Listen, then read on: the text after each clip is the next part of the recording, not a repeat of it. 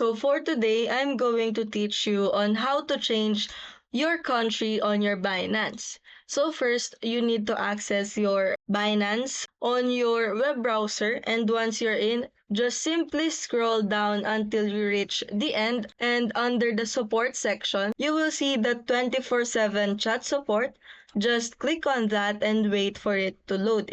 And after that, you will see under the Binance Assistance, you will see a bunch of options once it is loaded. You just have to scroll down and you can see the view all button right here. You just have to click on that and scroll down again until you see the KYC, and under KYC you will see change residential address.